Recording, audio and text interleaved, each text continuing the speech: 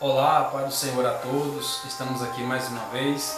Bem-vindo ao canal Palavra Viva. Aqui quem vos fala é o pastor Jonas de Oliveira Miranda, da Igreja Evangélica Assembleia de Deus, Ministério de Madureira, em Colniza, Mato Grosso. Eu quero nessa oportunidade compartilhar uma palavra com todos do nosso canal, uma palavra que Deus colocou no meu coração, haja visto que hoje é dia de culto, mas como nós estamos aí com a restrição de alguns trabalhos, mas nós vamos ficar aqui com uma palavra de Deus que eu quero compartilhar com todos vocês. Essa palavra encontra-se no livro de Malaquias, no capítulo de número 3, no versículo de número 18. Eu quero compartilhar com você esta palavra nesta noite. Vai nos dizer o seguinte, a palavra de Deus: então vereis outra vez a diferença entre o justo e o ímpio, e o que serve a Deus e o que não serve. Esse versículo me chamou muito a minha atenção, porque logo no princípio dá a entender que Deus vai dizer: e vereis outra vez a diferença entre o justo e o ímpio, e o que serve a Deus e o que não serve. O que é mais interessante aqui é se Deus fala que outra vez vereis a diferença, isso significa que na história Deus já fez a diferença em algumas horas, em alguns momentos da história, Deus já fez a diferença. Eu quero compartilhar aqui alguns momentos da história bíblica que nós já acompanhamos através da palavra do Senhor, alguns tempos que Deus fez essa diferença entre o justo e o ímpio, e o que serve a Deus e o que não serve. Por que não voltarmos um pouco lá atrás na história de Noé? Quando Deus chama Noé, Deus manda que Noé faz uma arca para que Deus possa trazer um dilúvio, e aquele dilúvio seria um julgamento daquele povo, daquela época, daquela geração.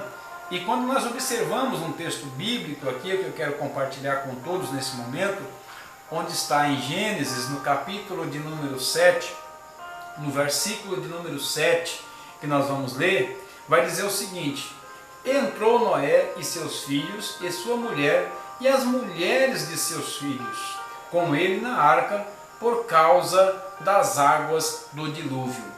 E se nós formos um pouco aqui mais avante, nós vamos ler no versículo de número 16, vai nos dizer o seguinte: e os que entraram na arca, macho e fêmea, de toda a carne entraram, como Deus lhe tinha ordenado, e o Senhor fechou a porta por fora. O que dá para entender aqui é que quando Deus fecha a porta por fora, a obra de Deus tinha sido consumada, a obra de Deus tinha sido realizada. Mas nesse momento Deus tinha dado uma oportunidade para aquelas pessoas daquela geração se converterem, porque a arca que Deus tinha mandado Noé fabricar era um meio de salvação. Aquela arca era um meio de que as pessoas pudessem entrar dentro daquela arca e estar salvo do dilúvio que haveria de vir. E ali Deus prova que Ele faz a diferença entre o justo e o ímpio, e o que serve a Deus e o que não serve. Naquele momento, o justo Noé, juntamente com a sua família, entrou na arca, e aquele povo que não deram ouvido, que não deu crédito à mensagem de Noé, aquele povo pereceu. E aqui nós vemos Deus fazendo a diferença. Não porque Deus queria a destruição daquele povo, porque Deus tinha dado tempo e tinha dado oportunidade para aquele povo se arrepender. Mas infelizmente não foi aquilo que eles quiseram para a sua vida. Eles preferiram zombar de Noé. Eles preferiram não acreditar na palavra de Noé, mas veio sobre eles essa diferença. O justo Noé agora está salvo dentro da arca, toda a sua família salva dentro da arca, e esse povo que zombaram, que não acreditaram na palavra de Deus, pregada através de Noé, esse povo pereceu com as águas do dilúvio. E por que também a gente não falar outro acontecido que é muito clássico na Bíblia Sagrada? Nós podemos até compartilhar ele com os irmãos a respeito de Ló. Ló também foi um homem que viveu essa diferença entre o justo e o ímpio, e o que serve a Deus e o que não serve.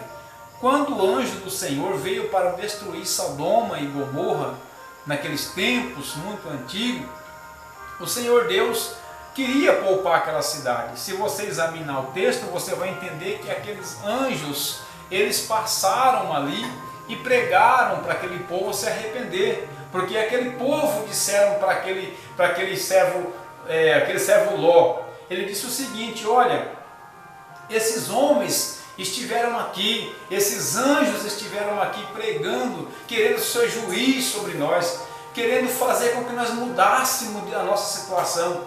Mas na verdade, o que os anjos pregaram para aquele povo de Sodoma e Gomorra é que eles se arrependessem, é que eles tivessem uma oportunidade de arrependimento, qual foi dada a eles, e eles rejeitaram essa oportunidade de arrependimento.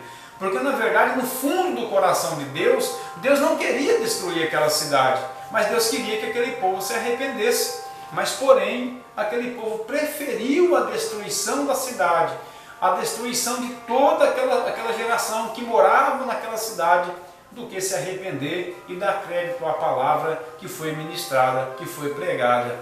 E nesse momento nós podemos observar um texto da palavra do Senhor. Eu quero compartilhar com vocês aqui nesse momento. Está em Gênesis, no capítulo 19, no versículo 15 até o versículo 17. Olha o que diz o texto para nós aqui. E ao amanhecer, os anjos apertaram com Ló, dizendo: levanta-te, toma tua mulher e tuas 2 filhas, que aqui estão, para que não pereças na injustiça desta cidade. Então o anjo está dizendo para Ló: você vai sair dessa cidade, porque eu vou fazer a diferença para saber realmente quem é justo e quem é ímpio nessa cidade. Aí o versículo de número 16 vai dizer o seguinte: e ele, porém, demorava-se, e aqueles varões lhe pegaram pela mão, e pela mão de sua mulher, e pela mão de suas 2 filhas, sendo-lhe o Senhor misericordioso, e tirando-o e puseram-no fora da cidade. E aconteceu que, tirando-os fora, disse: escapa-te por tua vida, não olhes para trás de ti, e não pares em toda esta campina. Escapa lá para os montes, para que não pereça. Então nós podemos observar aqui o anjo dando a coordenada para Ló, como que ele deveria de fazer, dizendo: escapa rapidamente, a destruição está vindo aí, vai lá para os montes, porque lá você estará seguro. E não olhe para trás, não olhe para trás, você fica longe deste lugar, você fica longe, porque esse lugar vai vir uma destruição. E se nós observarmos aqui, no versículo número 26, no mesmo capítulo, vai nos dizer o seguinte: e a mulher de Ló olhou para trás e ficou convertida numa estátua de sal. O que me chama mais atenção nesse texto, nesse acontecido, é que essa mensagem foi pregada para os cidadãos de Sodoma e Gomorra, foi pregada para a família de Ló.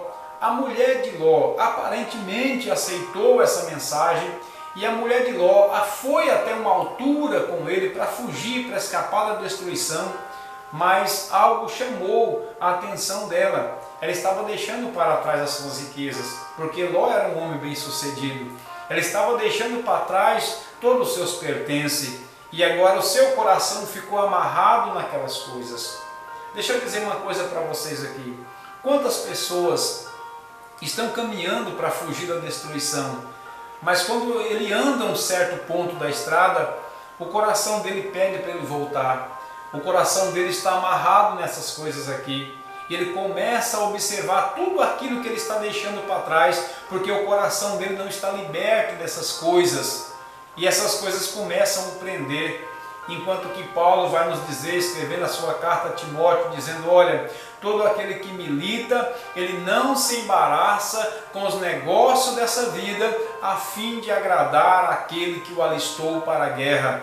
Uma vez que Deus nos chamou como justo, como um servo de Deus, nós temos que deixar, e nós temos que seguir e procurar fazer a vontade de Deus. Quando a mulher de Ló olha para trás, ela fica convertida numa estátua de sal. E mais uma vez, nós podemos ver Deus fazendo a diferença entre o justo e o ímpio, e o que serve a Deus e o que não serve. Aquelas 2 cidades foram destruídas. A mulher de Ló também foi destruída porque olhou para trás, ficou convertida numa estátua de sal, porque ela não teve a sua convicção na palavra de Deus e olhou para trás. eu quero te dar um conselho, não olhe para trás. Se você colocou a mão no arado, se você dispôs para servir a Deus, vai até o final, não desista, ainda que o mundo te chama, ainda que o mundo te faça com que você queira fazer com que você volte, mas não volte, permaneça firme. Outro sim, nós podemos aqui também entender, lá no livro de Êxodo, no capítulo de número 10, você vai ver ali algumas questões que vai estar referente às pragas que Deus mandou no Egito. E quando nós observamos esse texto, nós vamos ver outro lugar onde Deus fez a diferença com os hebreus e os egípcios.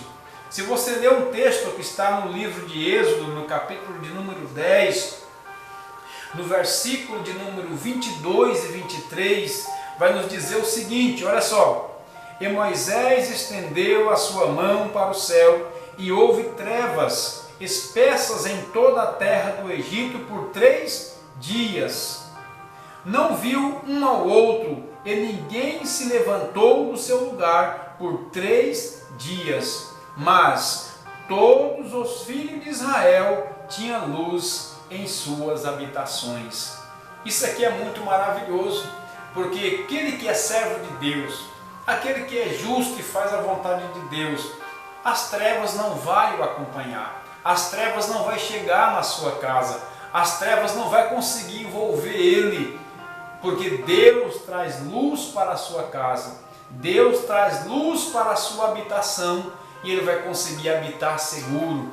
Tem outro texto que me chama muita atenção, é Êxodo no capítulo 12, no versículo 12, o versículo de número 13, vai nos dizer o seguinte: E eu passarei pela terra do Egito esta noite, e ferirei todo o primogênito da terra do Egito, desde o homem até aos animais, e sobre todos os deuses do Egito farei juízo.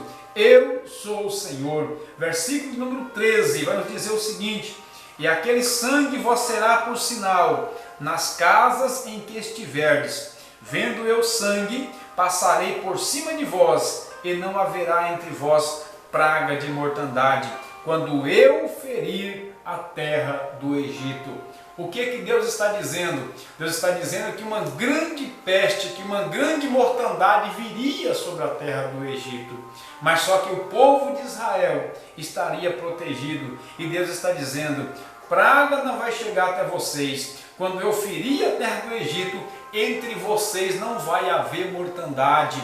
Ali mais uma vez o Senhor fez a separação entre o justo e o ímpio, e o que serve a Deus e o que não serve. Naqueles dias nós podemos ver o povo do Egito chorando os seus mortos, chorando e clamando pelas as pessoas que perderam, pelos seus primogênitos. E agora nós podemos ver os filhos de Israel se alegrando, porque eles passaram o sangue do cordeiro na verga da sua porta. E os que tiveram dentro daquela casa, a casa que tinha o sangue do cordeiro, aquelas pessoas não foram acometidas da morte, porque estava coberto com sangue. O que eu quero aprender junto com você aqui neste momento, dentro desse texto, é que se nós estivermos debaixo do sangue de Cristo, nós estamos protegidos por Ele. A praga pode vir, mas nós estamos guardados. Ah, pastor, quer dizer que crente não morre? Sim, crente morre também. Quer dizer que crente não adoece? Crente adoece também. Mas o que eu quero dizer é o seguinte, é que se nós estamos em Deus, se nós somos servos de Deus, nós temos uma probabilidade melhor de descansar em paz, de ficar tranquilo, de saber que Deus está no controle de todas as coisas e nada pode chegar em nossa tenda. E se acaso Deus permitir que chegue, Ele vai nos dar força, Ele vai nos dar graça, Ele vai nos sustentar para que nós possamos vencer todas as dificuldades. Amados e queridos, estamos enfrentando uma dificuldade muito grande na humanidade, por causa desse vírus que vem assolando a humanidade, e tem chegado na nossa nação também, e tem chegado em nosso meio. Mas eu quero trazer uma palavra de tranquilidade para o seu coração. Se você é servo de Deus, se você aceitou esse Jesus como seu Salvador, descansa em paz, fica tranquilo. Olha o que o salmista nos diz no Salmo de número 37, no versículo número 4 e no versículo número 5. Deleita-te também no Senhor, e Ele concederá os desejos do teu coração. Versículo número 5. Entrega o teu caminho ao Senhor e confia nele, e o mais tudo Ele fará. Quando você entrega nas mãos de Deus, você pode confiar que Ele vai fazer. Ele vai fazer por você. Então confia nele, descansa no Senhor. Também 1 Pedro, capítulo 5, versículo 7, ele vai dizer: lançai sobre ele toda a vossa ansiedade, porque ele tem cuidado de vós. Meus irmãos, meus queridos que me ouvem através desse vídeo, eu quero que você tranquilize o seu coração, confie em Deus, coloque a sua família debaixo do sangue de Jesus e descansa no Senhor, porque mais uma vez Deus poderá fazer a diferença entre o justo e o ímpio, e o que serve a Deus e o que não serve. Confia em Deus, coloque a sua fé em ação, praga não chegará na sua tenda, Deus é poderoso para te sustentar. Continua firme na fé, tomando os cuidados necessários, tomando todos os cuidados que se deve tomar, não tentando a Deus, mas também eu digo para você, confia no Senhor, que Ele tem resposta de bênção e de paz para a tua vida. Fique com esta palavra, que Deus o abençoe, que Deus abençoe a tua vida, a tua família, que Deus te guarde nesse caos que estamos vivendo a nível mundial, que Deus possa estar tranquilizando o seu coração, que o Espírito Santo possa estar entrando na sua casa, na sua família e trazendo vida, trazendo esperança, trazendo saúde e trazendo alegria. Eu quero orar com você neste momento. Senhor Jesus, eu quero nessa oportunidade abençoar todos quanto irão assistir esse vídeo e todos quantos estão nos vendo neste momento. Entra nesta casa, Senhor, que tem alguém enfermo, cura este enfermo. Pai, entra nessa casa onde tem alguém acometido por esse vírus, Pai. Liberta, cura, porque o Senhor é Deus, o Senhor tem poder para fazer a obra. Senhor, é em nome de Jesus Cristo, teu Filho, que eu abençoo as famílias, eu abençoo os lares. Meu Pai, onde quer que esteja alguém e onde esse vídeo chegar, que o Senhor chega para trazer ânimo, alegria, cura e restauração. Pai, é o que eu te peço, confiando em Ti, já no milagre que acontecerá na vida de cada um, é o que eu te agradeço, em nome de Jesus. Fique com Deus, que Deus abençoe, em nome de Jesus.